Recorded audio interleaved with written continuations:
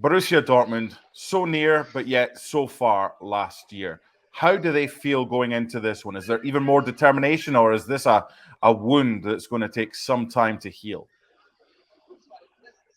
There are happy faces and determined looks, I would say, in Dortmund, but I think we're going to find out just quite how deep that it did cut, particularly with no Jude Bellingham this season. Even if there have been noises this week in the German media that actually Bellingham would sometimes disturb the dressing room by the way that he would go on these laps of honor on his own after home games. And that's not what you do in Germany. But the fact is they're going to miss his quality and the drive that he gives, and actually the way that he would whip up the crowd in a way that German players and Bundesliga players don't do that much. And that sort of instinctiveness of recognizing the moment, I think any team would be worse off without him.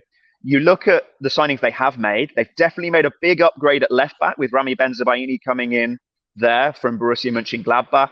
Marcel Sabitzer, the fact that he's arrived from Bayern Munich, a central midfielder who was previously at RB Leipzig, that's a sign for me that Bayern are looking at Dortmund's squad and go, you know what, we still don't fear you.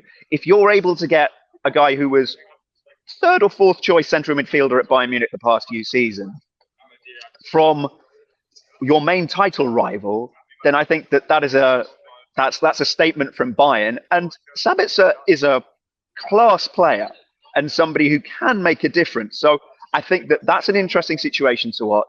But as you say, mentally, which has always been a big question about Dortmund recently, in recent years, they've had leveled against them.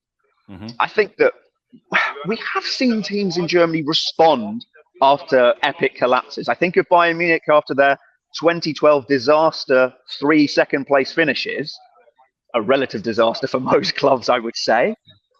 And that can spur you on. And I think that Edin Terzic is a very emotional character. I think that he's got an excellent tactical acumen to him as well. And I still expect them to finish in the Champions League places. I'm just not quite sure about the title. Okay. Let's wrap this up with one to watch, with a surprise package. Now, Darmstadt are back, so there's that rivalry with Eintracht Frankfurt back in the top flight.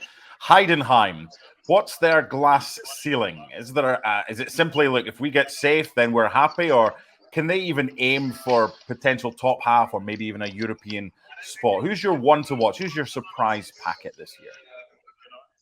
Lots of people are tipping Heidenheim to stay up, and that would be an amazing story, because they've got Frank Schmidt as their coach, who has been there for over a decade and has been there for the rise from the lower leagues of German football, and that would be really something amazing if they are able to stay up.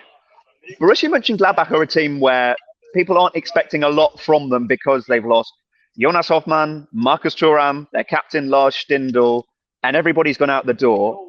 But I look at some of their pre-season form and some of their new signings, Chvan Chara, as I believe he's called, and Frank Honorat as well, who've come in.